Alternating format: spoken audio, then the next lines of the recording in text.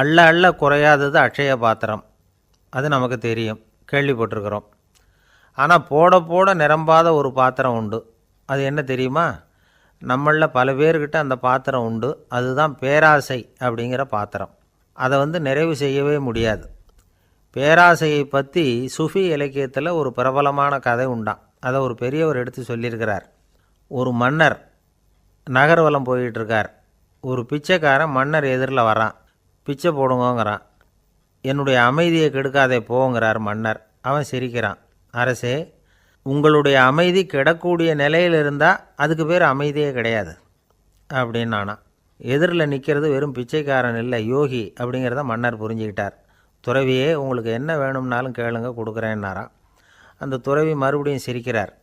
அரசே, உங்களால் முடியாததையெல்லாம் கொடுக்க முடியும்னு சத்தியம் செய்யாதீங்க அப்படின்னார். மன்னருக்கு கோபம் வந்துட்டுது. என்ன இவர் இப்படி சொல்கிறாரே அப்படின்னு நினச்சார்.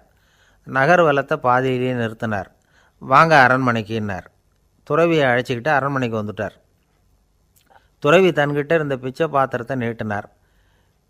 இது நிறைய எனக்கு பொற்காசுகள் வேணும் அப்படின்னாராம்.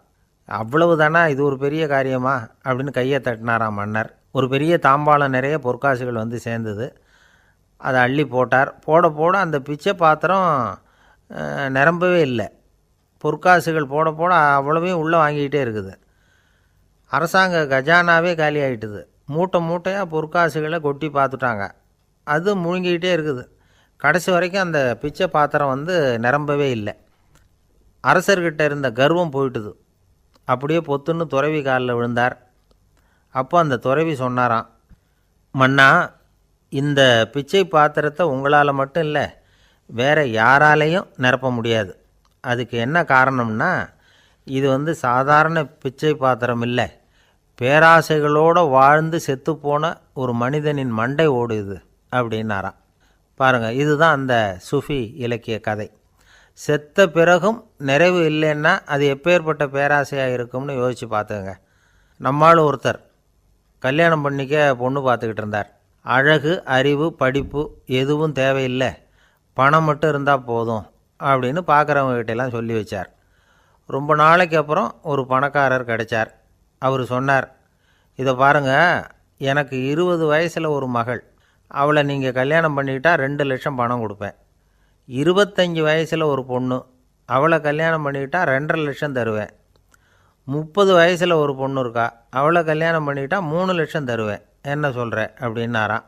இவன் கொஞ்ச நேரம் யோசித்து பார்த்துருக்கான். அதுக்கப்புறம் மெதுவாக அவரை நிமிர்ந்து பார்த்து, ஒருத்தர் ரொம்ப அவசரமாக வந்தார். சார், மனுஷன் நிம்மதியாக இருக்கிறதுக்கு என்ன வழின்னு கேட்டார். சீக்கிரமாக ஒரு கல்யாணத்தை பண்ணிங்க, எல்லாம் சரியாக போடும் அப்படின்னோம். அவர் ஒரு மாதிரியாக பார்த்தார்.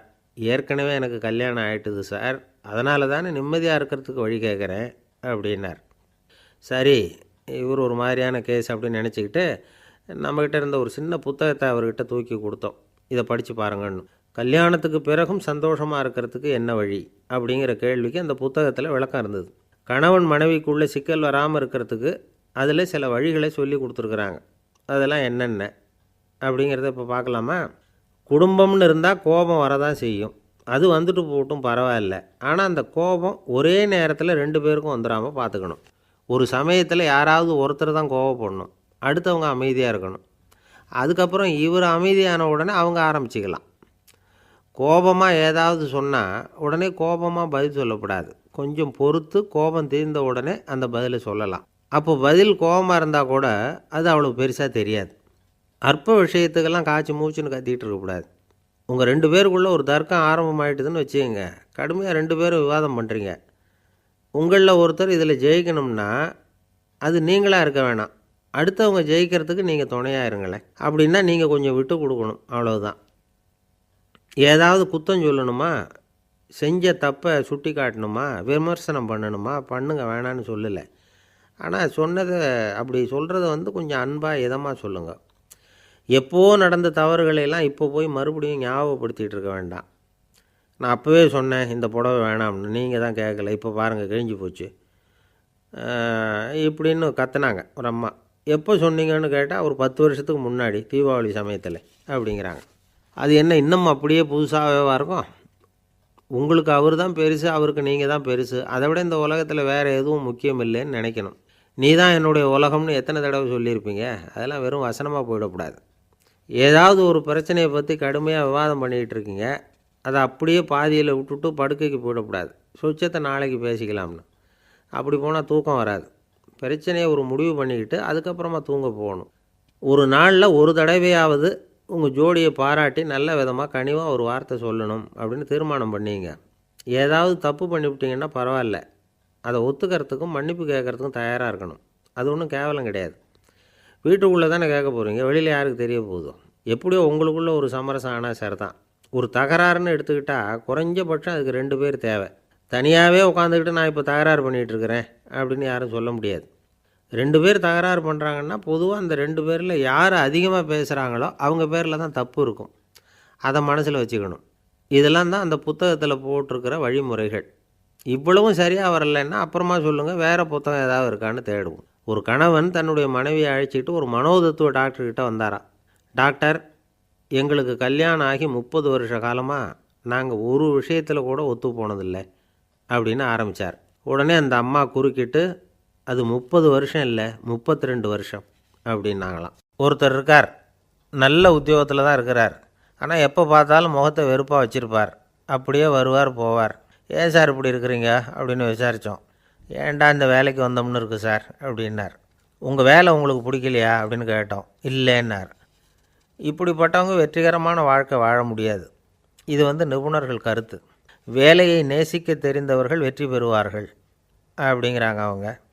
எந்த துறையாக இருந்தாலும் சரி, அந்த துறையில் வெற்றிகரமாக இருக்கிறவங்கள விசாரித்து பாருங்கள். எனக்கு என்னுடைய வேலை ரொம்ப பிடிக்கும் அப்படின்னு சொல்கிறவங்களாக தான் இருப்பாங்க. அப்படி இருந்தால் தான் அது வெற்றிகரமாக இருக்க முடியுது அவங்களால. ஒருத்தனுக்கு பிடித்தமான பொழுதுபோக்கே அவனுடைய தொழிலாக இருந்துட்டுதுன்னா அவனை மாதிரி கொடுத்து வச்சவன் வேறு யாரும் இல்லை அப்படிங்கிறார் பெர்னாட் ஷா. ஒரு தடவை மன்னர் ஹுமாயூன் உயிரை தண்ணீர் மொண்டு ஊற்றுகிற தொழிலாளி ஒருத்தர் காப்பாற்றினாராம் அந்த ஹுமாயூன் உயிரை. உடனே மன்னர் கேட்டிருக்கார், உனக்கு என்ன வேணும்னாலும் கேளு தரேன், உயர் பதவி வேணுமா அப்படின்னு கேட்டாராம். மன்னா, மக்களின் தாகம் தீர்க்கக்கூடிய இந்த பணியை விட உயர்ந்தது உண்டா அப்படின்னாராம் அந்த தொழிலாளி. அவரால் அவருடைய வேலையை நேசிக்க முடிஞ்சுது, அதனால் மகிழ்ச்சியாக இருக்க முடிஞ்சுது. நாமெல்லாம் அப்படி இல்லை. வேலை கிடைக்கிற வரைக்கும் கிடைச்சா போதும் அப்படின்னு இருக்கோம். கிடைச்சதுக்கப்புறம் ஏன்டா அந்த வேலைக்கு வந்தோம்னு ரொம்பவும் அழுத்துக்குவோம். சரி, நாம் இருக்கிற இடத்துல நாம் வெற்றிகரமாக இருக்க வழி உண்டா அப்படின்னா உண்டுன்னு சொல்கிறாங்க. அதாவது மன இயல் நிபுணர்கள் இருக்கிறாங்க இல்லையா, அவங்க அதுக்கு முக்கியமாக 6 வழிகள் சொல்கிறாங்க. நீங்கள் ஒரு அலுவலகத்தில் வேலை பார்க்குறவரா அப்படின்னா இதை கேளுங்க. அதாவது உங்கள் மேலதிகாரி எதிர்பார்ப்புக்கு தகுந்த மாதிரி உங்கள் வேலை இருக்குதா? அப்படி இல்லைன்னா முதல்ல உங்கள் வேலையின் தரம் உயரணும்.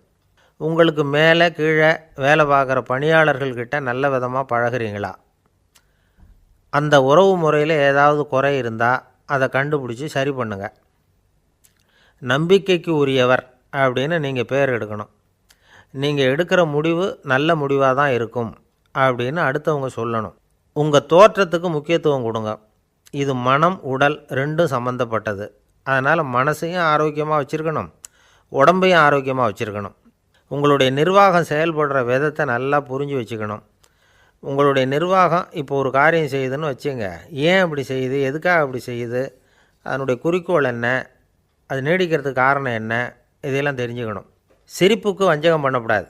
நல்லா சிரிக்கணும், அப்போ தான் அது திரும்ப கிடைக்கும். கடந்த கால தோல்வியை பற்றி கவலைப்படக்கூடாது. முதலாளி விருப்பம் தெரிஞ்சு நடந்துக்கிறது நல்லது தான். அதுக்காக காக்கா பிடிக்கணுங்கிற அவசியம் இல்லை. உங்களுக்கு ஒரு பொறுப்பான வேலை கிடைக்குது, உடனே சத்தம் குழப்பம் அப்படின்னு சூழ்நிலையை இறுக்கமாக ஆக்கிடக்கூடாது. எந்த சூழலையும் இயல்பாக கையாளக்கூடியவர் அப்படிங்கிறத காட்டணும்.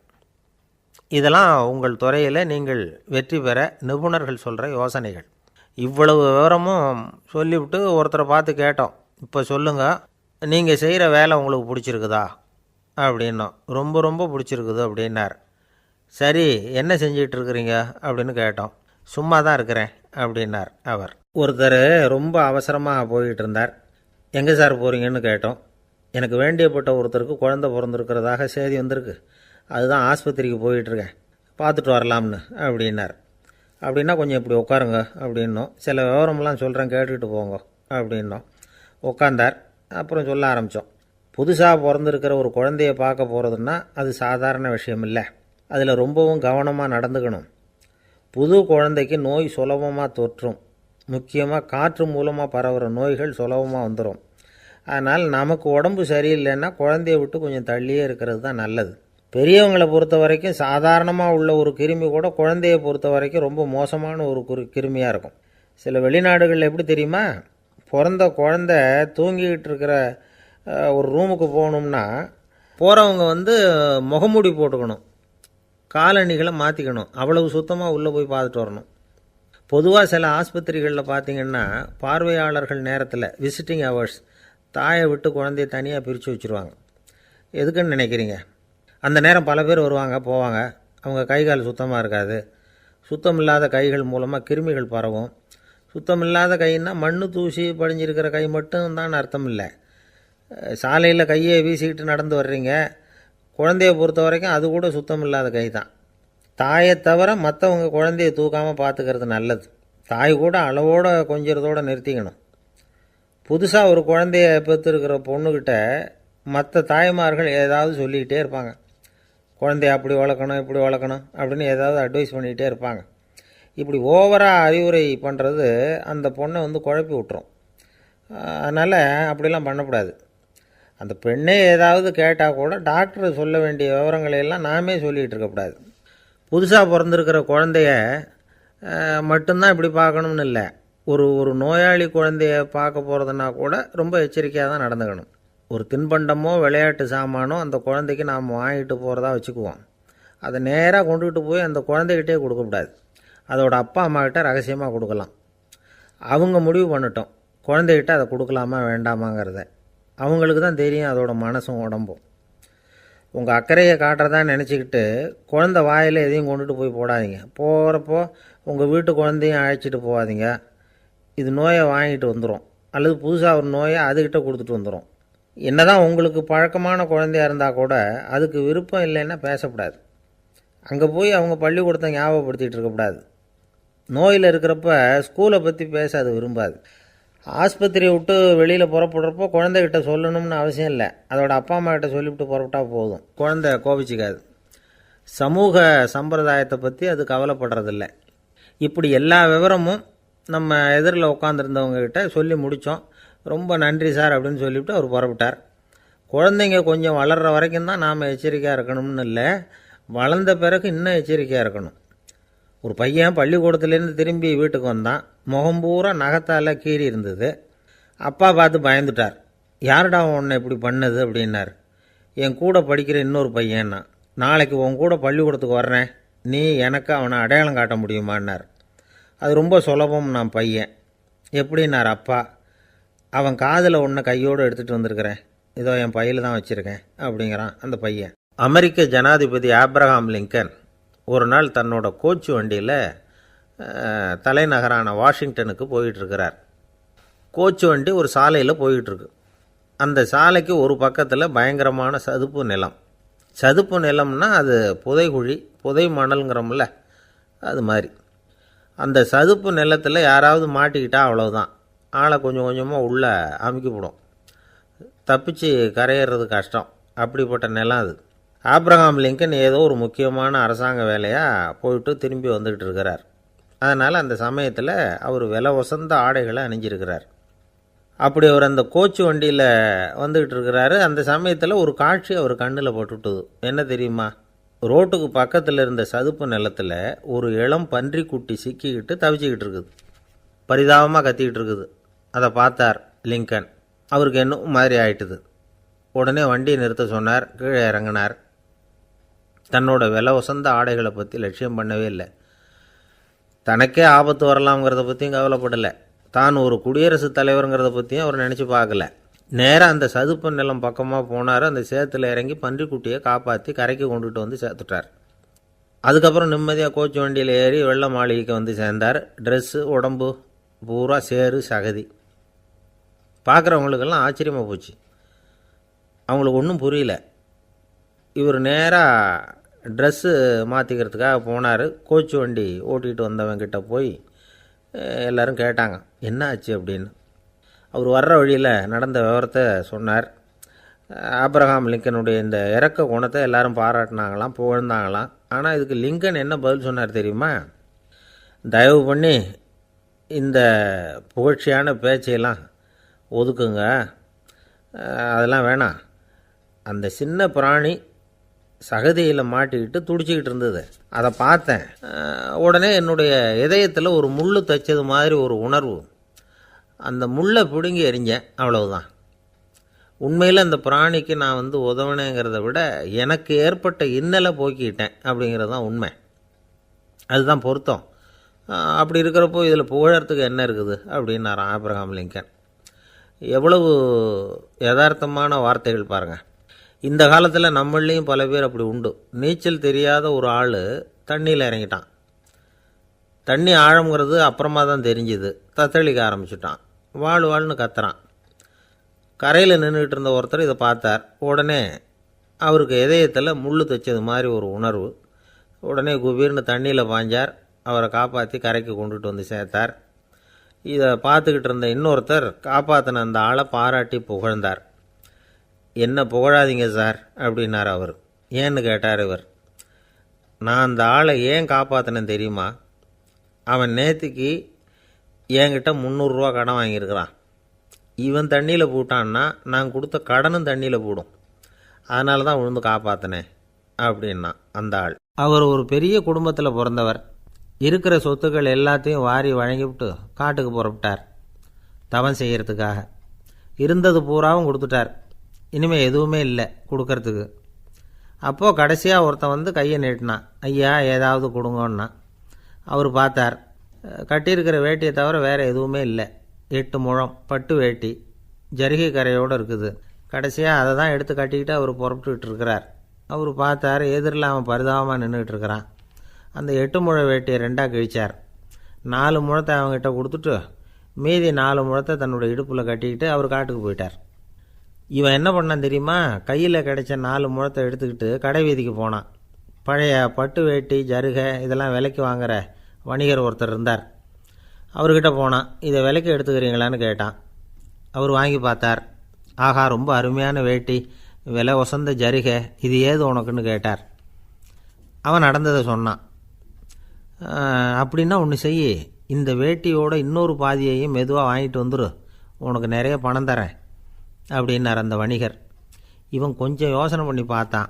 கொஞ்சம் இருங்க, தான் வந்துவிடுறேன் அப்படின்னு சொல்லிவிட்டு நேராக காட்டுக்கு போனான். அவர் எங்கே இருக்காருன்னு தேடி கண்டுபிடிச்சான். அவர் ஒரு இடத்துல தவக்கோலத்தில் இருக்கிறார். கட்டியிருந்த இடைவேட்டியும் அவரை அறியாமலே நழுவி கீழே விழுந்து கிடக்குது. இவனுக்கு ரொம்ப வசதியாக போச்சு. அவரை கேட்க வேண்டிய அவசியமே இல்லை. மெதுவாக சத்தம் போடாமல் அடிமேல் அடி வச்சு நெருங்கினான். அவர் கண்ணை மூடிக்கிட்டு அவர் பாட்டு நின்றுக்கிட்டு இருக்கார். இவன் மெதுவாக போய் கீழே கிடந்த அந்த துணியை எடுத்துக்கிட்டு சத்தம் போடாமல் திரும்பி நடந்தான். அப்படி கொஞ்சம் தூரம் நடந்திருப்பான். அப்படி ஓட ஆரம்பிக்கிற சமயத்தில் அவன் காலில் கீழே கிடந்த முள் ஒன்று நறுக்குன்னு தைச்சி விட்டுது. வலி தாங்க முடியாமல் அம்மான்னு கத்திவிட்டான். இந்த சத்தத்தினால கண்ணை மூடி நின்றுக்கிட்டு இருந்த அவர் தவம் கலைஞ்சிது. மெதுவாக கண்ணை திறந்து பார்க்குறார். தன் இடையில் இருந்த வேட்டி அவன் கையில் இருக்குது.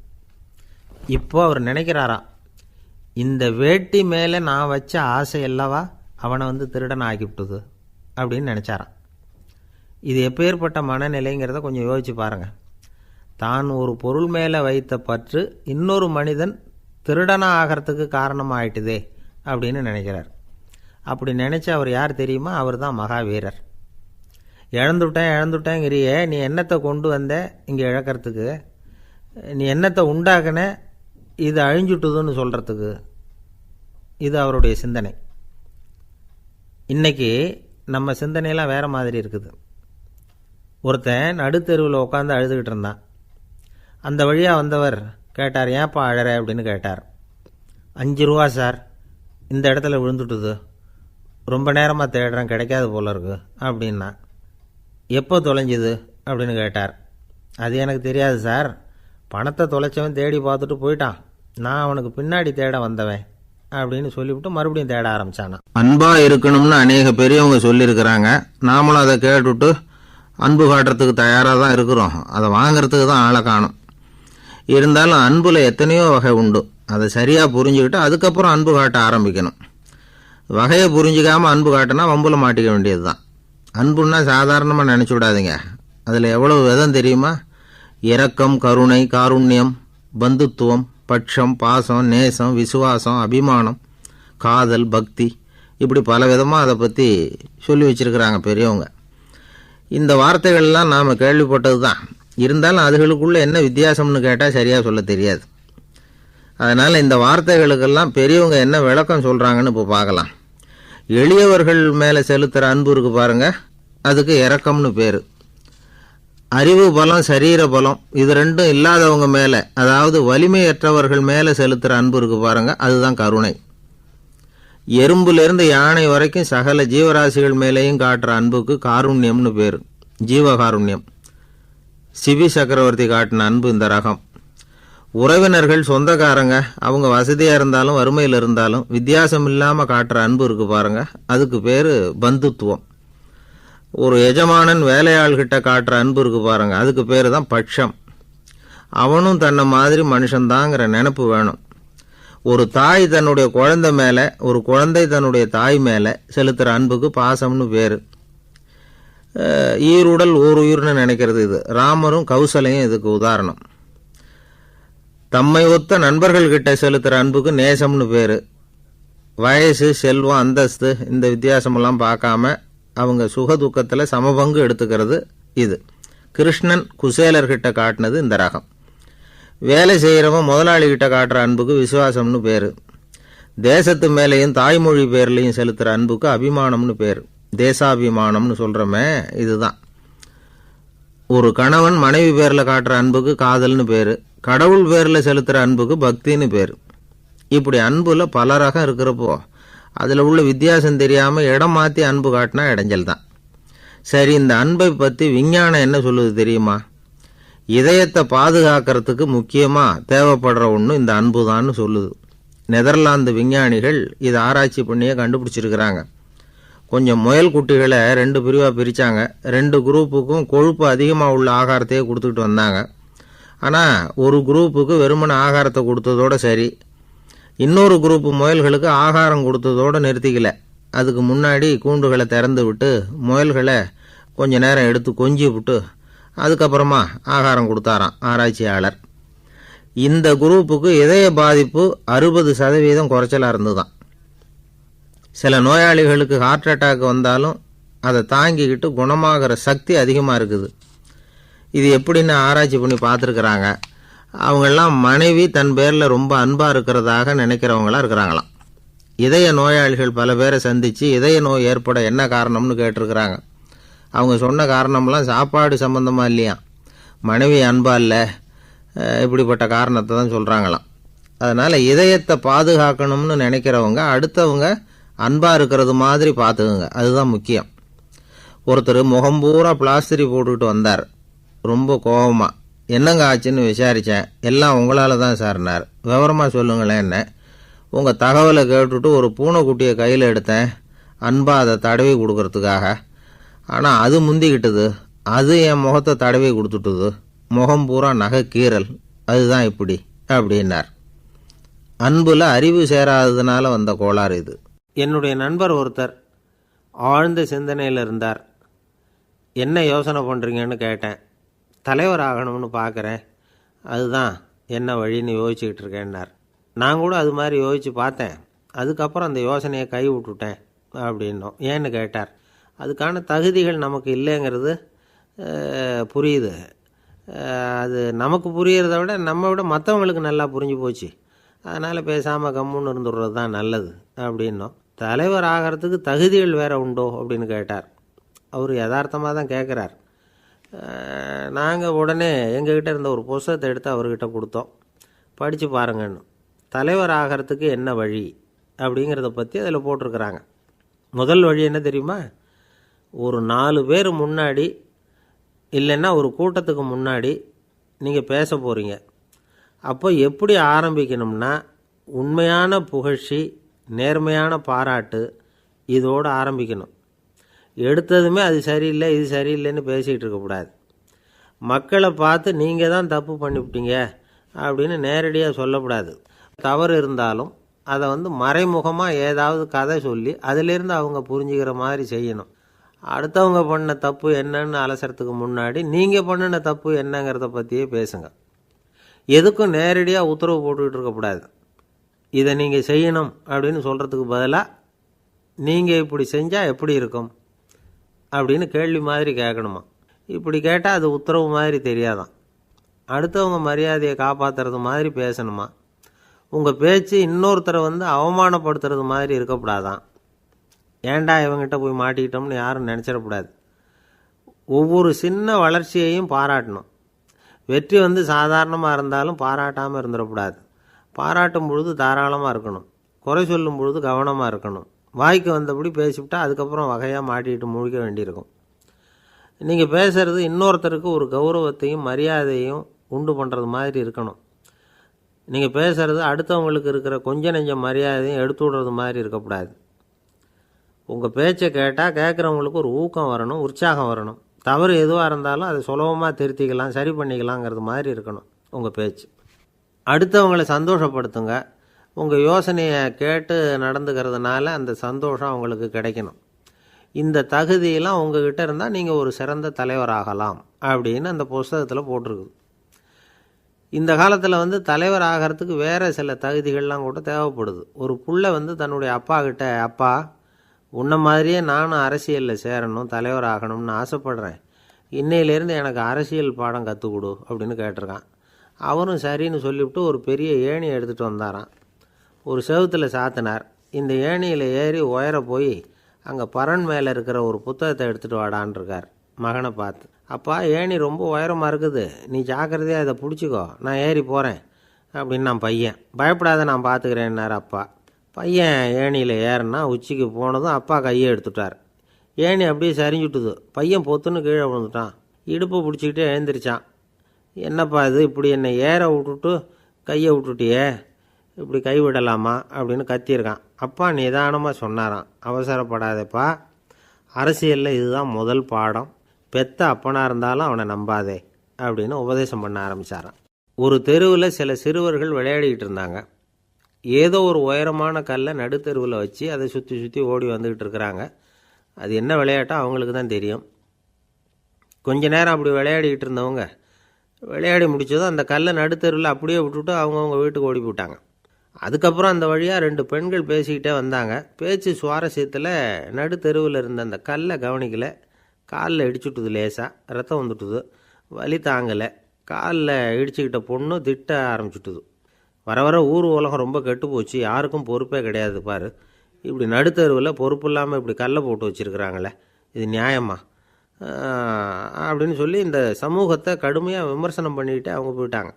கொஞ்ச நேரம் கழித்து ஒரு வாலிபன் அந்த வழியாக வந்தான்.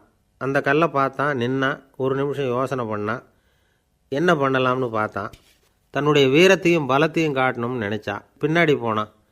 அப்புறம் வேகமாக ஓடி ஒரு சின்ன ஹை ஜம்ப், அப்படியே துள்ளி குதித்தான். துள்ளி குதித்து தாண்டி அந்த பக்கமாக போய் விழுந்தான். அப்படியே விசில் அடிச்சுக்கிட்டு அவன் பாட்டுக்கு நடந்து போகிறான். அடுத்தபடியாக ஒரு காதல் ஜோடி அந்த வழியாக வந்தது. நடுத்தெருவில் கல் கண்ணில் பட்டது. அவங்க 2 பேரும் ரொம்ப நெருக்கமாக சேர்ந்து வந்துக்கிட்டு இருக்கிறாங்க. நடுவில் கல் இருக்கிறதுனால கொஞ்ச நேரம் 2 பேரும் விலகி மறுபடியும் இந்த பக்கம் சேர்ந்து போகணும். கொஞ்ச நேரம் நாம் பிரிய வேண்டி இருக்குதே அப்படின்னு வருத்தத்தோடு முணுமுணுத்துக்கிட்டே இந்த பக்கம் வந்தாங்க. அதுக்கப்புறம் வழக்கம் போல் சேர்ந்து அவங்க பாட்டுக்கு எதிர்காலத்தை பற்றி கற்பனை பண்ணிக்கிட்டே போயிட்டாங்க. கடைசியாக அந்த வழியாக பார்வை இல்லாத ஒருத்தர் வந்துக்கிட்டு இருக்கார். அவர் கையில் வழக்கமாக வச்சிருக்கிற அந்த ஊன்றுகோல், கையில் இருக்கிற அந்த ஊன்றுகோலால் தனக்கு முன்னாடி அப்படியும் அப்படியே தட்டிக்கிட்டு பார்த்துக்கிட்டே அவர் மெதுவாக நடந்து வந்துக்கிட்டு இருக்கிறார். வழியில் இருக்கிற அந்த கல் தட்டுப்பட்டுது. உடனே நடுத்தெருவில் ஒரு கல் இருக்குங்கிறத அவர் புரிஞ்சுக்கிட்டார். உடனே குனிஞ்சார். அந்த கல்லை தடவி பார்த்து எடுத்தார். தெரு ஓரமாக கொண்டுட்டு போய் போட்டார். அதுக்கப்புறம் அவர் பாட்டுக்கு அவர் வழியில் நடந்து போனார். இப்போது இதில் பல பேர் வந்தாங்க போனாங்க. இவங்களில் பார்வை உள்ளவங்க யார், பார்வை இல்லாதவங்க யார்?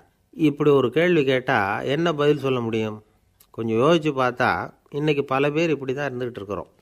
ஒரு ஆள் பார்க்குறதுக்கு பெரிய மனுஷன் மாதிரி இருக்கார். ஒரு தெரு வழியாக நடந்து வந்துக்கிட்டு இருந்தார். இருட்டு நேரம். வழியில் ஒரு பெரிய கல் கிடந்தது, கருங்கல். பார்த்தார். கொஞ்ச நேரம் யோசித்தார். போய் தூக்கி பார்த்தா ரொம்ப கனமாக இருந்தது. இன்னொரு ஆள் சேர்ந்தாதான் தூக்க முடியும். இவர் உடனே ரோட்டு ஓரமாக போய் ஒரு மரத்தடியில் உட்காந்துக்கிட்டார். 2 பக்கமும் பார்த்துக்கிட்டே இருக்கார், யாராவது வர்றாங்களான்னு. கொஞ்ச நேரத்தில் ஒருத்தர் வந்தார். இவருக்கு தெரிஞ்சவர். என்னங்க இந்த நேரத்தில் இங்கே உட்காந்துருக்குறீங்கன்னு கேட்டார் அவர். அதோ அந்த கருங்கல் அப்படின்னு சுட்டி காட்டினார். ஓ, அதை தூக்கி ஓரமாக போடணுமா? வாங்க 2 பேரும் தூக்கலான்னார் வந்தவர். நான் அதுக்காக உட்காந்துருக்கலேன்னார் இவர். பின்ன வேறு எதுக்காகன்னார் அவர். ஒரு மனுஷன் கருங்கல்லில் காலை இடிச்சுக்கிட்டான்னா எப்படி துள்ளுவான்னு பார்க்கணுங்கிறது எனக்கு ரொம்ப நாளாக ஒரு ஆசை. அதுக்காக தான் உட்காந்துருக்கிறேன் அப்படின்னாராம். இந்த உலகத்தில் எவ்வளவோ உயிரினங்கள் இருக்குது. ஒவ்வொன்றும் ஒவ்வொரு விதமாக சண்டை போடுது. இப்போ 2 மாடு சண்டை போட்டுக்குதுன்னு வச்சுக்கோங்க. என்ன பண்ணும்? 2 முட்டிக்கும். அதுக்கு சண்டை போடுறதுக்கு ஆயுதமாக உபயோகப்படுறது அதோட கொம்பு. 2 சேவல் சண்டை போட்டுக்குதுன்னு வச்சுக்கோங்க.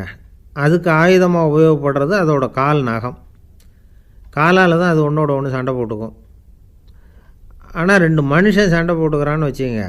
இவன் இன்னதை தான் ஆயுதமாக உபயோகப்படுத்துவான்னு குறிப்பிட்டு சொல்ல முடியாது. கல்லை எடுப்பான், கத்தி எடுப்பான், துப்பாக்கி எடுப்பான், என்ன வேணாலும் பண்ணுவான். வாயால் திட்டுவான், கையால் அடிப்பான், காலால் உதைப்பான், சகலகலா வல்லவன். விலங்குகள்லாம் பொதுவாக வாயை சாப்பிட்றதுக்கு மட்டும்தான் உபயோகப்படுத்துது. ஆனால் இவனுக்கு சாப்பிட்றதுக்கும் அதுதான், சாப்பிட்டு விட்டு திட்டுறதுக்கும் அதுதான். ஆனால் ஒரு விஷயத்தில் மட்டும் கெட்டிக்கிறேன். அதாவது நாம் சண்டை போட்டுக்கிட்டாலும் பரவாயில்லை, கோழிகள் சண்டை போடாமல் இருக்கணும் அப்படின்னு ஆசைப்படுறான். எதுக்காக? கோழிகள் சண்டை போடாமல் இருந்தால் நிறைய முட்டைகள் போடுமா. அதுக்காக தான் இந்த அக்கறை. கோழி பண்ணை வச்சுருக்கிறவங்களுக்கு இது ஒரு பெரிய பிரச்சனை. அதாவது பண்ணையில் இருக்கிற கோழிகளுக்குள்ளே அடிக்கடி சண்டை வந்துடும். அதனால் முட்டை உற்பத்தி குறைஞ்சிரும். சரி, இதுக்கு என்ன பண்ணுறது? பண்ணையில் போய் உட்காந்துக்கிட்டு தினமும் பஞ்சாயத்து பேசிகிட்டு இருக்க முடியுமா? அமெரிக்காவில் கோழி பண்ணை வச்சுருக்கிற ஒருத்தர் இதை பற்றி யோசனை பண்ணி பார்த்தாராம். ஒரு வழியையும் கண்டுபிடிச்சிருக்கார். கோழிக்கெல்லாம் மூக்கு கண்ணாடி மாட்டி விட்டுட்டோம்னா அது சண்டை போடுற குணம் குறைஞ்சிரும், முட்டை அதிகமாகிடும். அந்த கண்ணாடியில் உள்ள லென்ஸு சிவப்பு நிறத்தில் இருக்கணும், அவ்வளவுதான் அப்படின்னு அவர் கண்டுபிடிச்சாராம். இது ஏற்கனவே நடைமுறையில் கண்டுபிடிக்கப்பட்ட ஒரு விஷயம். ஆனால் எல்லா கோழிக்கும் சிவப்பு மூக்கு கண்ணாடி எப்படி மாட்டி விடுறது? அப்படியே மாட்டி விட்டாலும் அது நழுவாமல் இருக்கணுமே. இப்போ நாமெல்லாம் நடு விரலால் மூக்கு கண்ணாடி நடுவில் தொட்டு அப்படி ஸ்டைலாக சரி பண்ணிக்கிறோம். அது மாதிரி கோழி எப்படி சரி பண்ணிக்கும்? இதுதான் பிரச்சனை. இதுக்கு அவர் என்ன வழி கண்டுபிடிச்சாருன்னா, கோழிக்கெல்லாம் மூக்கு கண்ணாடிக்கு பதிலாக விழியொட்டு வில்லைகள், கான்டாக்ட் லென்ஸ், அதை பொருத்தி விட்டா என்ன அப்படின்னு யோசனை பண்ணார். அதே மாதிரி பண்ணார். அதே மாதிரி செஞ்சு பார்த்தார், வெற்றி. அதுக்கப்புறம் கோழியெல்லாம் சண்டை போட்டுக்கலையாம், சமாதான பிரியர்கள் ஆகிட்டு தான். கோழிகளுக்கு இயல்பாகவே சண்டை போடுற குணம் உண்டு. ஆனால் அதோட கண்ணுக்கு பார்க்குற பொருள்லாம் ரோஜா நிறத்துலையோ அல்லது இன்னும் சொல்லப்போனால் அழுத்தமான சிவப்பு நிறத்துலையோ தெரிஞ்சதுன்னா சண்டை போடுற குணம் குறைஞ்சிருதான். அந்த சமயத்தில் அது அதிகமாகவும் முட்டையிட ஆரம்பிச்சுடுதான். அதே நேரத்தில் இறை எடுக்கிறத கூட குறைச்சிக்குதான். இது ஏன் இப்படி பண்ணுதுங்கிறது விஞ்ஞானிகளுக்கு இன்னமும் புரியலையா. எப்படியோ அமெரிக்க கோழிகள்லாம் கான்டாக்ட் லென்ஸ் பொருத்திக்க ஆரம்பித்தாச்சு. கோழி கழுத்தை பிடிச்சிக்கிட்டு ஒரு சில வினாடிகளில் அதை பொருத்தி விட்றாங்களாம். கோழியோட ஆயுள் பூரா அது அப்படியே இருக்குமா. பண்ணையில் முட்டை உற்பத்தி குறைஞ்சா இது மாதிரி விஞ்ஞானபூர்வமாக பரிகாரம் தேடுறது தான் நல்லது. நமக்கு வேண்டியப்பட்ட ஒருத்தர், அவர் ஒரு கோழி பண்ணை வச்சுருந்தார். அந்த பண்ணையில் பாதி கோழி திடீர்னு செத்து போச்சு. உடனே ஒரு கால்நடை மருத்துவர்கிட்ட போக வேண்டியது தானே. அங்கே போகல, உள்ளூரில் மந்திரம் பண்ணிகிட்டு இருந்த ஒரு சாமியார்கிட்ட போனார். அவர் காலில் விழுந்தார். சாமி, என் பண்ணையில் பாதி கோழி செத்து போட்டுதுன்னார். சாமியார் யோசனை பண்ணார். சரி, பண்ணையில் வாசப்படி கிழக்கு பக்கமாக வச்சுருக்கியா மேற்கு பக்கமாக வச்சுருக்கியான்னு கேட்டார். கிழக்கு பக்கமாக இருக்குன்னார் அவர். அதுதான் தப்பு, மேற்கு பக்கமாக அதை மாற்று சரியாக போடும்னாராம். அதே போல் இவர் போய் மாற்றிவிட்டார். அப்பவும் பாதி செத்து போச்சு. மறுபடியும் சொன்னார், சாமி மறுபடியும் பாதி கோழி செத்து போட்டுதேன்னார். சரி, கூரை எப்படி போட்டிருக்க? ஓடு போட்டிருக்கியா இல்லை கீத்து போட்டிருக்கியான்னார். ஓடு போட்டிருக்கேன்னாராம் அவர். அதுதான் தப்பு, கீத்து போட்டுரு சரியாக போடும்னாராம். சரின்னு போய் அதையும் மாற்றி பார்த்தார். மறுபடியும் போயிட்டுது, கோழி செத்து போச்சு. வந்தார், மறுபடியும் பாதி செத்து போச்சு சாமின்னு வந்தார். இவரும் யோசனையை மாற்றி மாற்றி சொல்லிகிட்டே இருக்கிறார். இப்படி அவரும் மாற்றி மாற்றி பார்த்தார். 6வது தடவையாக அவரை தேடிட்டு வந்தார். அந்த சமயத்தில் இவர் ரொம்ப தீவிரமாக யோசனை பண்ணி பார்த்துட்டு, அது சரிப்பா, நீயும் என்கிட்ட சளைக்காமல் வந்துக்கிட்டு இருக்கிற, நானும் யோசனை சொல்லிகிட்டு இருக்கேன். இப்போவும் உங்ககிட்ட சொல்கிறதுக்கு என்கிட்ட யோசனை நிறையா இருக்குது. ஆனால் சோதிக்கிறதுக்கு உங்ககிட்ட கோழி இல்லையே, என்ன பண்ணுறது அப்படின்னாராம் இவர். ஒருத்தர் சிகரெட்டும் கையுமா வந்தார். சார், இந்த புகைப்பிடிக்கிற பழக்கத்தை நிறுத்தி போடணும்னு தான் பார்க்குறேன், முடியலேன்னார். புகைப்பிடிக்கிறத நிறுத்துறது ரொம்ப சுலபம் சார் அப்படின்னார் இன்னொருத்தர். எப்படி சொல்கிறீங்கன்னு கேட்டார் அவர். நான் கூட ஏற்கனவே 10 தடவை அந்த பழக்கத்தை நிறுத்தி இருக்கிறேன் சார் அப்படின்னார் இவர். இதிலேருந்து என்ன தெரியுது? புகைப்பழக்கத்தை திடீர்னு விட்டு விடுறதுங்கிறது ரொம்ப கஷ்டம்னு தெரியுது. இருந்தாலும் இது சம்பந்தமான ஆராய்ச்சி, அனுபவம் இது ரெண்டையும் அடிப்படையாக வச்சு சில வழிமுறைகளை சொல்கிறாங்க. அதாவது புகைப்பிடிக்கிறத நிறுத்துறதுக்கு 10 வழிகள் உண்டு அப்படின்னு சொல்கிறாங்க. அது என்னங்கிறத தெரிஞ்சுக்கிட்டால் உபயோகப்படுதான்னு பார்க்கலாமே. முதல் கருத்து என்னென்னா, கொஞ்ச நாளைக்கு புகைப்பிடிக்கிற நண்பர்களை விட்டு விலகி இருக்கணும். இதனால் புகைப்பிடிக்கிற ஆசை குறையும். அந்த பழக்கத்தை மறுபடியும் ஆரம்பிக்கப்படாதுங்கிற எண்ணம் உறுதிப்படும். ரெண்டாவது கருத்து, புகைப்பிடிக்கிறதை எதிர்த்து தீவிரமாக பிரச்சாரம் செய்ய ஆரம்பிச்சிடணும். அது அடுத்தவங்களுக்கும் உபயோகப்படும், உங்களுக்கும் உபயோகப்படும். உங்கள் உள்ளுணர்வை அது தூண்டும், உங்களை உறுதி கொள்ள வைக்கும். மூன்றாவது கருத்து என்னென்னா, தினமும் 2 தடவை குளிக்கணும். எப்படி தெரியுமா? முதல்ல வெது வெதுப்பான தண்ணீர், அப்புறம் குளிர்ந்த தண்ணீர், இப்படி மாறி மாறி குளிக்கணுமா. நாலாவது கருத்து, உடற்பயிற்சிகள் செய்யணும். மூச்சு வாங்குற மாதிரியான பயிற்சிகள் ரொம்ப நல்லதான். பிராணாயாமம் அப்படிங்கிற மூச்சு பயிற்சி ரொம்ப நல்லதுங்கிறாங்க. அப்புறம் ஐந்தாவது கருத்து, சாப்பாடு மிதமாக இருக்கணும், சீராக இருக்கணும். பச்சை காய்கறிகள், பழங்கள் சாப்பாட்டில் சேர்த்துக்கலாம். அடிக்கடி கொஞ்சம் கொஞ்சமாக சாப்பிட்டு ரத்தத்தில் சர்க்கரையின் அளவை பராமரிக்கணும். இது நரம்புகளை அமைதிப்படுத்தும். ஆறாவது கருத்து என்னென்னா, ரொம்ப நேரம் பசியோடு இருக்கக்கூடாது. புகைப்பிடிக்கிறத நிறுத்த முயற்சி செய்யும் பொழுது எடை குறைப்பு நடவடிக்கைகளை மேற்கொள்ளக்கூடாது. ஏழாவது கருத்து, காப்பி, தேநீர், மதுபானம், அப்புறம் போதைப் பொருள்கள் கலந்த உணவுகள் இதெல்லாம் வேணாம். புகைப்பிடிக்கிறத அதெல்லாம் ஊக்கப்படுத்தும். கடுகு, மிளகு, அப்புறம் காரமான பொருள்களை தவிர்க்கணும். உப்பு அளவை குறைக்கணும். தினமும் 10 குவளை தண்ணீராவது குடிக்கணும். வெறும் தண்ணி புகைப்பிடிக்கிற ஆவலை தணிக்குதான். எட்டாவது கருத்து, கையில் சிகரெட்டு, புகையில ஏதாவது இருந்தால் உடனே தூக்கி எறிஞ்சிருங்க. அது கையில் இருக்கிற வரைக்கும் புகைப்பிடிக்கிற ஆசை வந்துக்கிட்டே இருக்கும். ஒன்பதாவது கருத்து என்னென்னா, இறை நம்பிக்கை உள்ளவங்க புகைப்பிடிக்கிற எண்ணம் வர்றப்போவெல்லாம் பிரார்த்தனை செய்ய ஆரம்பிச்சுடலாம். 10வது கருத்து, உங்களுக்கு ரொம்பவும் வேண்டியவங்க யாரோ அவங்கக்கிட்ட எல்லாம் நீங்கள் புகைப்பிடிக்கிறத நிறுத்தி விட்டதாக சொல்லிவிடுங்க. இந்த 10 வழிகளையும் கடைபிடிக்க ஆரம்பிச்சுட்டா புகைப்பிடிக்கும் பழக்கத்தை நிறுத்தி விடலாம் அப்படின்னு சொல்கிறாங்க அனுபவப்பட்டவங்க. முயற்சி பண்ணி பார்க்கலாம். ஒரு முக்கியமான இடத்துல நின்றுக்கிட்டு இருந்தார் ஒருத்தர். அங்கே இன்னொருத்தர், ஏன் சார் இந்த இடத்துல சிகரெட் பிடிக்கலாமா அப்படின்னு அனுமதி கேட்டார். இந்த இடத்துல சிகரெட் பிடிக்கக்கூடாதுங்க அப்படின்னாரு இவர். நீங்கள் இப்படி சொல்கிறீங்க, ஆனால் இந்த இடத்துல கீழே நிறைய சிகரெட் துண்டுகள் கிடக்குதே, அவங்கெல்லாம் யார்? அவங்கெல்லாம் உங்கள் மாதிரி என்கிட்ட அனுமதி கேட்காதவங்க அப்படின்னாராம் இவர். ஒரு ஊரில் ஒரு ஞானி இருக்கிறார். ரொம்ப பெரிய ஞானி, ரொம்ப வயசாகிட்டுது. கடைசி காலத்தில் அவர்கிட்ட சில பேர் வந்தாங்க. உங்கள் குரு யார் அப்படின்னு கேட்டாங்க. அவர் நிமிர்ந்து பார்த்தார். எனக்கு ஆயிரக்கணக்கான குருமார்கள் உண்டு, அவங்க பேரெல்லாம் சொல்லணும்னா இந்த காலம் பத்தாது. ஆனால் முக்கியமான ஒரு 3 பேரை பற்றி மட்டும் உங்களுக்கு சொல்கிறேன் அப்படின்னாராம். அப்புறம் சொன்னார், அந்த 3 பேரில் ஒருத்தன் ஒரு திருடன். ஒரு சமயம் ஒரு பாலைவனம் வழியாக நான் போய்கிட்டு இருந்தேன். அப்போது வழி தவறி போய் ஒரு கிராமத்துக்கு போயிட்டேன். அது இருட்டு நேரம், நடுராத்திரி, ஊரே உறங்கி போச்சு. அந்த நேரத்தில் ஒரு ஆள் மட்டும் ஒரு வீட்டு சுவத்தில் ஏதோ பண்ணி உள்ளே நுழையிறதுக்கு முயற்சி பண்ணிகிட்ருக்கிறான். அவங்கிட்ட போய் நான் இன்றைக்கி இங்கே எங்கே தங்க முடியும் அப்படின்னு கேட்டேன். அதுக்கு அவன், இந்த ராத்திரி வேளையில் அது ரொம்ப சிரமம், ஒரு திருடனோட உங்களால் தங்க முடியும்னா நீங்கள் என்னோட தங்கலாம் அப்படின்னா. நான் அவங்க கூட 1 மாதம் தங்கியிருந்தேன். ஒவ்வொரு நாள் ராத்திரியும் இப்போ நான் என்னுடைய வேலைக்கு போகிறேன், நீங்கள் ஓய்வு எடுத்துக்கோங்க அப்படின்னு சொல்லிவிட்டு போவான். அவன் திரும்பி வந்த உடனே உனக்கு ஏதாவது கிடச்சிதான்னு நான் கேட்பேன். அதுக்கு அவன், இன்றைக்கி ராத்திரி ஒன்றும் இல்லை, நாளைக்கு மறுபடியும் முயற்சி பண்ணுவேன் அப்படின்பா. எப்பவும் அவன் நம்பிக்கை இழந்ததே கிடையாது, எப்பவும் சந்தோஷமாகவே இருப்பான். நானும் ரொம்ப காலமாக தியானம் பண்ணிக்கிட்டே இருந்தேன், ஒன்றுமே நடக்கலை. ஆனால் நான் என்ன பண்ணேன் தெரியுமா? மனசு வருத்தப்படும், நம்பிக்கை இழந்துருவேன். அப்போல்லாம் அந்த திருடனுடைய விடாமுயற்சி தான் ஞாபகத்துக்கு வரும். அதனால் அந்த திருடன் எனக்கு ஒரு குரு. என்னுடைய 2வது குரு யாருன்னா, அது ஒரு நாய். இது எப்படின்னா, ஒரு சமயம் எனக்கு ரொம்ப தாகமாக இருந்தது. ஒரு நதியை நோக்கி போய்கிட்டு இருந்தேன். அப்போது ஒரு நாயும் வந்தது. அதுக்கும் தாகம். ஓடி ஆற்றை பார்த்துது. அதோட நிழல் ஆற்றுல தெரிஞ்சுது. அதை பார்த்ததும் பயந்துட்டுது.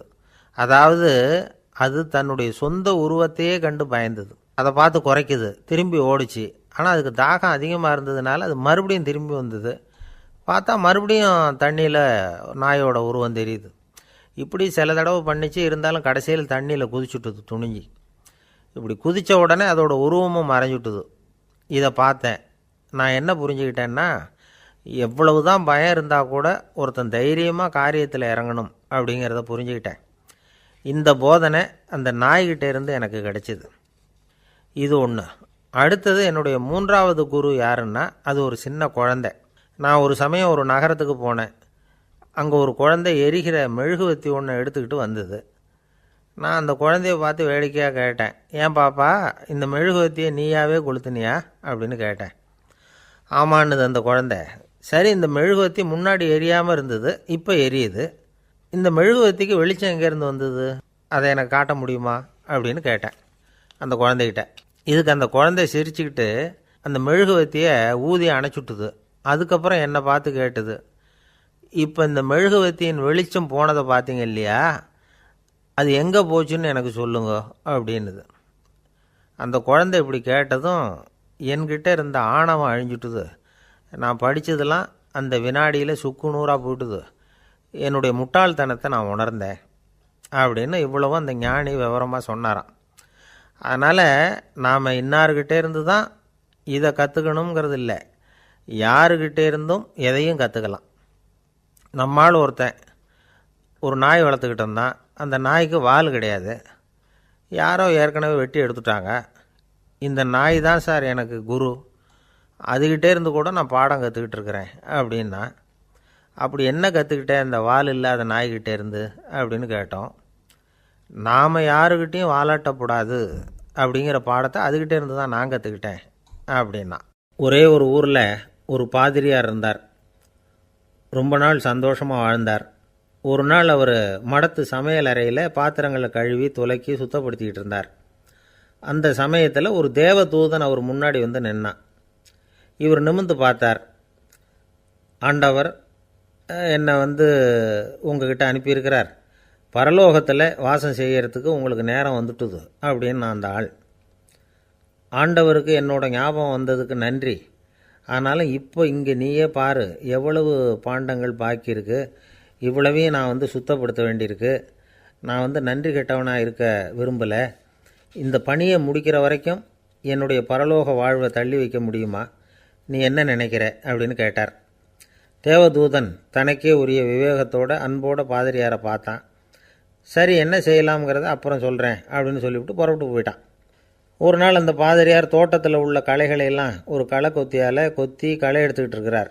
அந்த சமயத்தில் இந்த தேவதூதன் மறுபடியும் அவர் முன்னாடி நிற்கிறான். பாதிரியார் பார்த்தார். இதை பாரு, இந்த தோட்டம் பூராவும் எவ்வளவு களை மண்டி கிடக்கு, பரலோகம் கொஞ்ச காலம் எனக்காக பொறுத்திருக்கலாம்னு நீ நினைக்கிறியா அப்படின்னு கேட்டார். தேவதூதன் சிரிச்சுக்கிட்டே மறுபடியும் மறைஞ்சிட்டான். மறுபடியும் அவர் களை எடுக்கிறது, தானிய களஞ்சியத்துக்கு வர்ணம் பூசுறது, இப்படிப்பட்ட வேலைகளில் ஈடுபட்டிருக்கார்.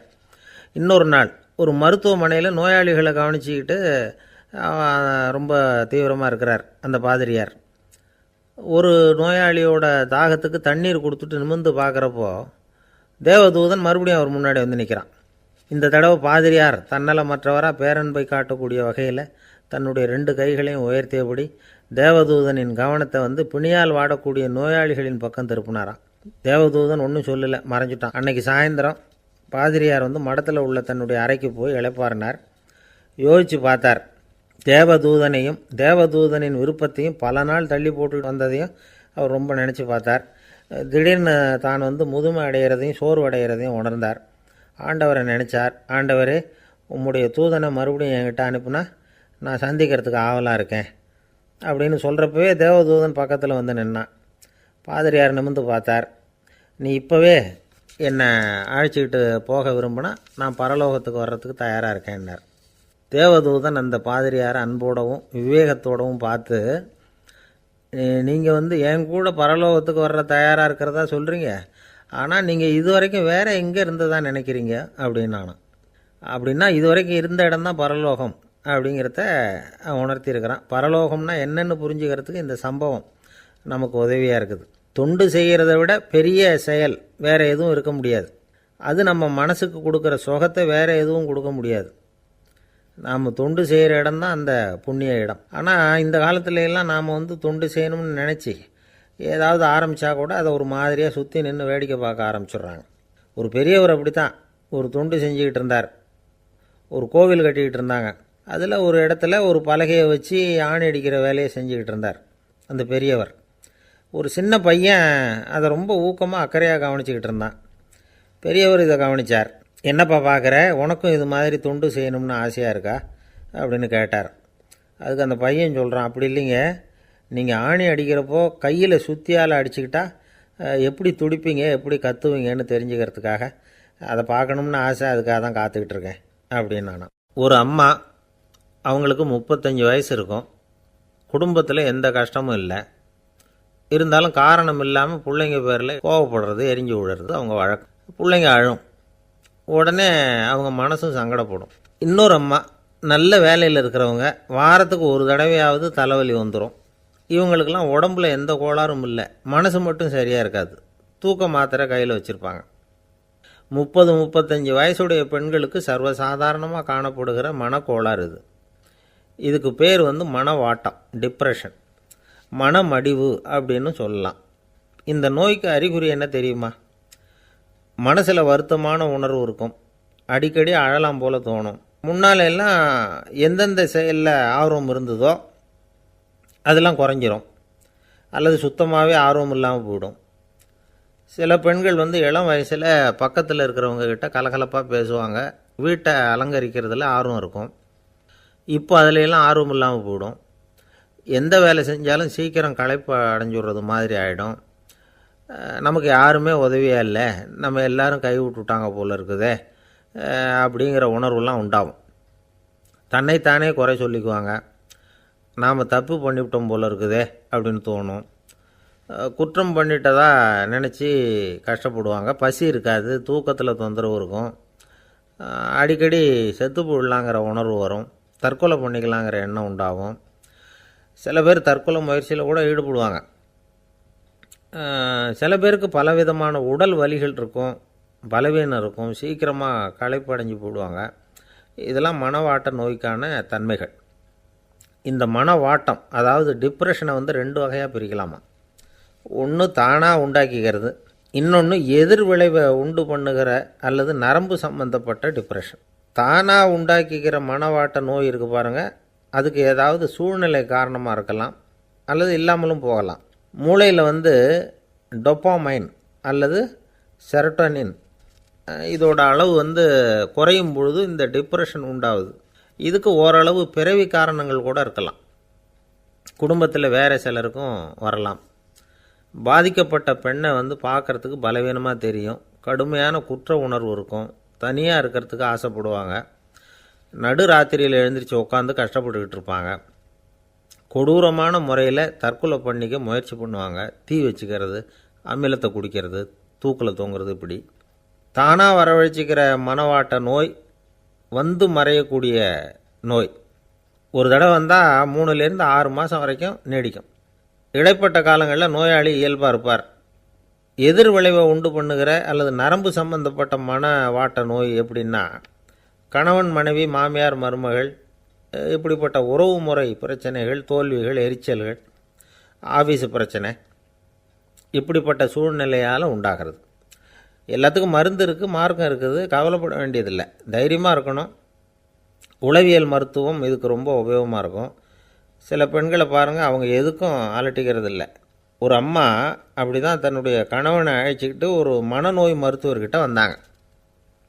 டாக்டர், எங்கள் வீட்டுக்காரர் திடீர்னு ஒரு மாதிரி ஆயிட்டார், வித்தியாசமாக நடந்துக்கிறார். எப்படின்னா, இவர் தன்னையே ஒரு ஒட்டடை பூச்சியாக நினச்சிக்கிட்டு இருக்கிறார். அப்படி நினச்சிக்கிட்டு தன்னுடைய தலையாலேயே வீட்டில் உள்ள ஒட்டடையெல்லாம் தொடச்சிக்கிட்டு இருக்கிறார் அப்படின்னாங்க. எவ்வளவு நாளாக அப்படி இருக்குதுன்னு கேட்டார் டாக்டர். 1 வாரமாக அப்படி இருக்குது அப்படின்னாங்க அந்த அம்மா. அப்படின்னா முன்னாடியே ஏன் அழைச்சிட்டு வரல அப்படின்னு கேட்டார் டாக்டர்.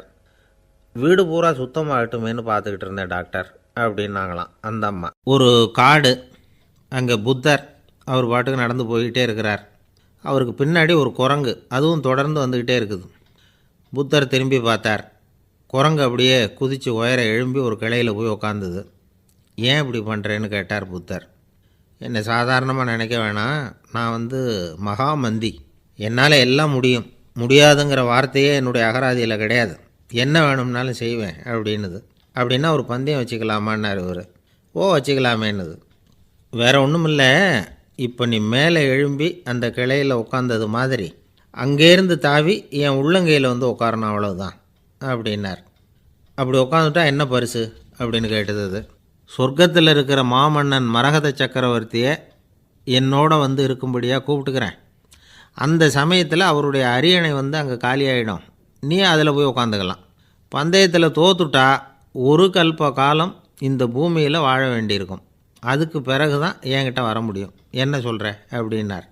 குரங்குக்கு தாவறது ஒரு பெரிய காரியமா? இது எனக்கு ரொம்ப சாதாரண விஷயம், என்ன இப்போவே தாவட்டுமா அப்படின்னுது. சரின்னு சொல்லி உள்ளங்கையை நீட்டினார். அவருடைய கை தாமரை இலை அளவுக்கு அப்படியே விரிஞ்சுது. குரங்கு சௌகரியமாக உட்கார்றதுக்காக. குரங்கு தாவறதுக்கு தயாராச்சு. அதுக்கு முன்னாடி ஒரு சின்ன யோசனை அதுக்கு.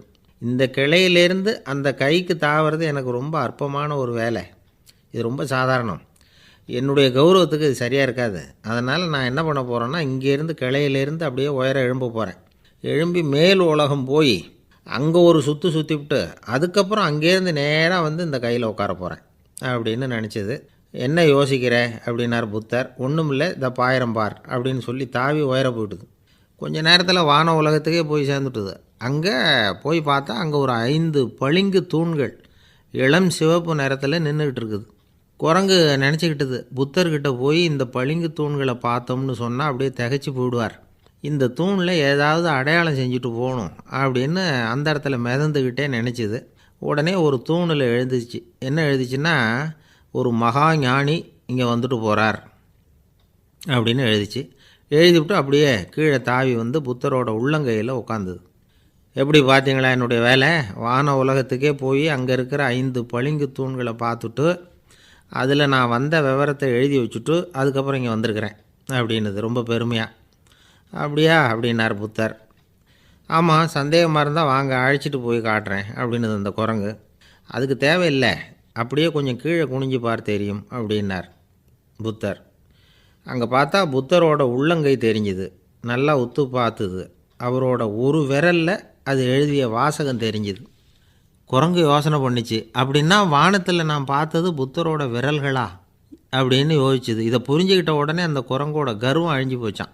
நம்ம மனசு தான் இந்த குரங்கு. மனம்ங்கிறதும் ஆணவங்கிறதும் ஒரு நாணயத்தின் 2 பக்கங்கள். மனம் உள்ளவரை ஆணவமும் இருக்கும். மனம் அழிஞ்சாதான் ஆணவம் அழியும். மனம் அழிய வேண்டும் அப்படின்னு பெரியவங்க சொல்கிறது இந்த அர்த்தத்தில் தான். நம்ம ஆளுங்க சவால் விடுறதெல்லாம் வேறு மாதிரி. ஒருத்தன் ஒரு வாய்க்காலை தாண்டுறேன்னு பந்தயம் கட்டி தாண்ட முடியாமல் வாய்க்காலில் விழுந்து காலை உடச்சிக்கிட்டு கட்டு போட்டுக்கிட்டு வந்தான்.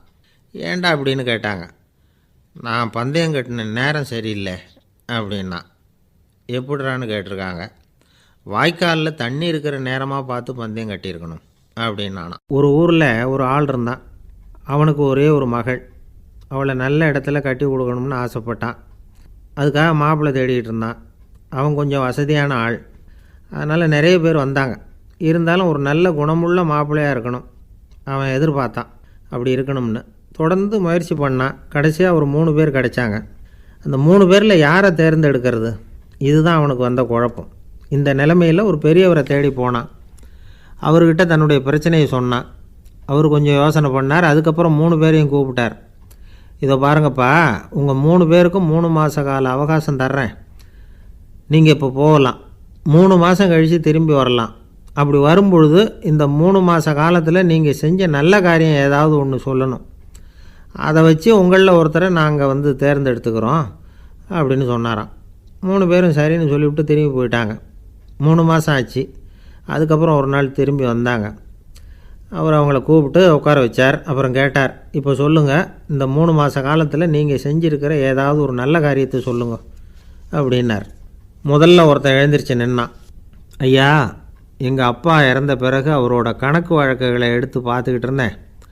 அவர் ஒரு வியாபாரிகிட்ட 10,000 ரூபா கடன் வாங்கியிருக்கிறதாக எழுதியிருந்தார். அந்த வியாபாரியும் இப்போ உயிரோடு இல்லை. இருந்தாலும் அந்த வியாபாரியோட மகனை தேடி கண்டுபிடிச்சேன். கணக்கு புத்தகத்தை காட்டினேன். எங்கள் அப்பா உங்கள் அப்பா கிட்ட 10,000 ரூபா கடன் வாங்கியிருக்கிறதாக இதை எழுதியிருக்கிறார். அதனால் அதை திருப்பி கொடுக்கறதுக்காக வந்திருக்கிறேன், இந்தாங்க அந்த பணம் அப்படின்னு சொல்லி கொடுத்துட்டு வந்துட்டேன் அப்படின்னு நானும். இதை பெரியவர் கவனமாக கேட்டுக்கிட்டார். அதுக்கப்புறம் 2வது இளைஞன் எழுந்திரிச்சான். ஐயா, நான் போன மாதம் ஒரு நாள் ராத்திரி வேளையில் ஒரு காட்டுப்பாதை வழியாக எங்கள் ஊருக்கு போய்கிட்டு இருந்தேன். அந்த சமயத்தில் அந்த வழியாக வந்துக்கிட்டு இருந்த ஒரு வழிப்போக்கர்கிட்ட 4-5 திருடர்கள் வம்பு வளர்த்து அவர்கிட்ட இருந்த பொருளை எல்லாம் கொள்ளையடிச்சிக்கிட்டு இருந்தாங்க. நான் உடனே ஒரு குச்சியை எடுத்துகிட்டு ஓடினேன். அந்த திருடர்களை அடித்து விரட்டினேன். பொருளையெல்லாம் மீட்டு அந்த வழிப்போக்கர்கிட்ட ஒப்படைச்சேன். அவரை பத்திரமா அழைச்சிட்டு போய் அவர் வீட்டில் விட்டுட்டு வந்தேன் அப்படின்னு நானும். இதையும் பெரியவர் கவனமாக கேட்டுக்கிட்டார். அடுத்தபடியாக 3வது இளைஞன் எழுந்திரிச்சான். ஐயா, போன மாதம் ஒரு நாள் நான் ஒரு மலைப்பாதை வழியாக போய்கிட்டு இருந்தேன். மலைப்பாதை விளிம்பில் ஒரு மதகு கட்டை, அது மேலே ஒரு ஆள் படுத்து தூங்கிட்டு இருந்தான். அந்த பக்கம் தவறி உருண்டு விழுந்திருந்தான்னா அதில் பாதாளம். அது மலையடி வாரத்தில் போய் தான் விழணும், அவ்வளவு பள்ளம். அது தெரியாமல் அவன் பாட்டுக்கு தூங்கிட்டு இருந்தான். நான் உடனே அவன்கிட்ட ஓடி போய் குனிஞ்சு அவன் முகத்தை பார்த்தேன். அப்போ தான் புரிஞ்சுது, அவன் ஏற்கனவே எனக்கு தெரியும். அவனை எனக்கு நிறைய கெடுதல் பண்ணியிருக்கிறான், இடைஞ்சல் கொடுத்தவன். இருந்தாலும் ஐயோ பாவம்னு நினச்சி அவனை எழுப்பி பாதுகாப்பாக வேற ஒரு இடத்துல படுக்க வச்சுட்டு வந்தேன் அப்படின்னு நானும். பெரியவர் இதையும் கேட்டுக்கிட்டார்.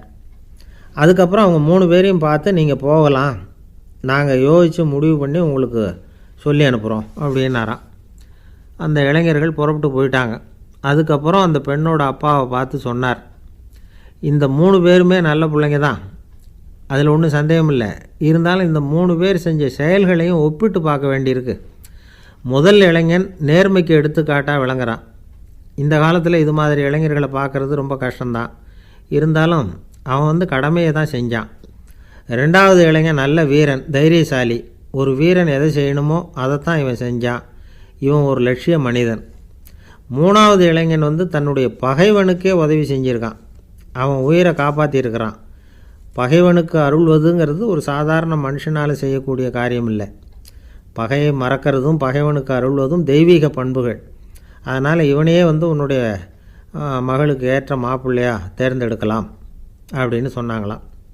ஒரு நல்ல நாளில் அவங்களுக்கு திருமணம் நல்ல விதமாக நடந்து முடிஞ்சுதான்.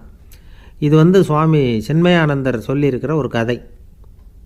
இதிலேருந்து நாம் புரிந்து கொள்ள வேண்டிய ஒரு கருத்து, நமக்கு கெடுதல் பண்ணவங்களுக்கும் நாம் நல்லது செய்யணும்.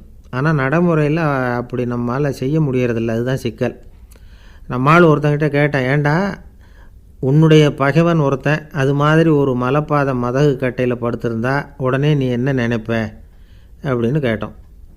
இது ஒரு அருமையான சந்தர்ப்பம்னு நினைப்பேன் அப்படின்னா. எதுக்குன்னு கேட்டோம். அவனை அந்த பக்கமாக உருட்டி கீழே தள்ளுறதுக்கு அப்படின்னா.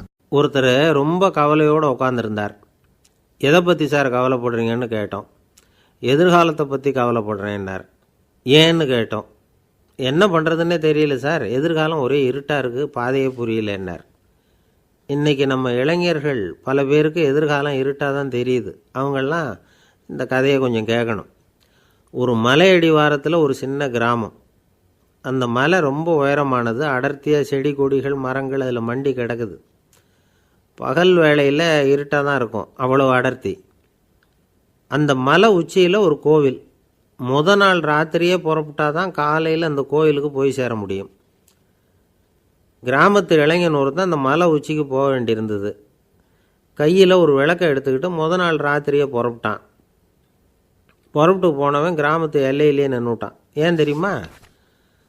அவன் கையில் இருந்த விளக்கோட வெளிச்சம் 10 அடி தூரத்துக்கு தான் தெரியுது. அது வரைக்கும் தான் பாதை தெளிவாக இருக்குது. அதுக்கு அப்பாலெல்லாம் ஒரே இருட்டாக இருக்குது, பாதை புரியல. இவன் யோசனை பண்ணி பார்த்தான். மனசுக்குள்ளே ஒரு சந்தேகம். 10 அடி தூரம் தானே வெளிச்சம் தெரியுது, அப்படின்னா நாம் 10 அடி தூரம் தானே போக முடியும். அதுக்கும் அந்தாண்ட ஒரே இருட்டாக இருக்குதே, அதில் எப்படி நாம் நடந்து போகிறது? நாம் ரொம்ப தூரம் நடந்து போய் ஆகணுமே. அப்படிப்பட்ட நினப்பெல்லாம் அவனுக்கு வந்துவிட்டது. இதுதான் அவன் மனசில் ஏற்பட்ட தயக்கம். இப்படி யோசிச்சுக்கிட்டே அந்த இளம் ஆசாமி புறப்பட்ட இடத்துலையே நின்றுக்கிட்டு இருக்கிறான். அந்த சமயத்தில் ஒரு வயசான பெரியவர் அந்த பக்கமாக வந்தார். அவர் கையில் இதை விட சின்னதாக ஒரு விளக்கு வச்சுருந்தார். அது எப்படின்னா அது ஒரு 5 அடி தூரத்துக்கு தான் வெளிச்சம் காட்டுது. அவ்வளவு சின்ன விளக்கு. அவரும் மலை உச்சிக்கு போகிறதுக்காக தான் வந்துக்கிட்டு இருக்கிறார். அவரை பார்த்து இவன் கேட்டான், என்ன பெரியவரே, இவ்வளவு சின்ன விளக்க வச்சுக்கிட்டு அவ்வளவு தூரத்துக்கு எப்படி மலையேற போகிறீங்க அப்படின்னு கேட்டான். நீ ஏன் இப்படி தயங்கிட்டே நிற்கிறேன்னு கேட்டார் பெரியவர். என்கிட்ட இருக்கிற விளக்கு 10 அடி தூரத்துக்கு தான் பாதையை காட்டுதுன்னா. இப்போ பெரியவர் சொன்னார், தம்பி, உன் கையில் இருக்கிற விளக்கு கொடுக்குற வெளிச்சத்தை வச்சு நீ முதல்ல 10 அடி தூரம் முன்னாடி போ. 10வது அடியில் போய் நின்றுக்கிட்டு பாரு, மறுபடியும் ஒரு 10 அடி தூரத்துக்கு பாதை தெரியும். இப்படி உன் கையில் இருக்கிற விளக்கு தொடர்ந்து வெளிச்சம் காட்டிக்கிட்டே இருக்கும். நீ முன்னேற முன்னேற அந்த வெளிச்சமும் முன்னேறும். அதனால் எத்தனை கிலோமீட்டர் தூரம் வேணும்னாலும் நீ இந்த 10 அடி தூரம் வெளிச்சத்தை வச்சுக்கிட்டே நீ போயிடலாம், புறப்படு அப்படின்னார். இப்போ தான் அந்த பெரியவர் சொன்னது இளைஞனுக்கு பளிச்சுன்னு புரிஞ்சுதான். உடனே உற்சாகமாக புறப்பட்டான், உச்சிக்கு போய் சேர்ந்தான். இந்த கதையிலேருந்து நாம் புரிஞ்சிக்க வேண்டியது என்ன தெரியுமா? நீண்ட கால திட்டம் ஒன்று போடும் பொழுது நமக்கு முன்னாடி இருக்கிறத மறந்துட்டு மனசை போட்டு குழப்பிக்கக்கூடாது. உங்கள் கையில் என்ன இருக்கோ அதுலேயே உங்கள் எதிர்காலம் மறைஞ்சிருக்குது. கண் முன்னாடி தெரியறத வச்சு ஆரம்பிங்க, போக போக வழி தானாக புலப்படும் அப்படிங்கிறார் ஒரு பெரியவர். பெரிய பயணங்களையெல்லாம் இப்படி தான் நடத்த வேண்டியிருக்கும். ஒவ்வொரு அடியாக எடுத்து வச்சா ஓடி போய் சேர்ந்து விடலாம். மலைச்சி போய் நின்றுட்டா நின்றுக்கிட்டே இருக்க வேண்டியது தான். நம்ம ஆள்லாம் ரொம்ப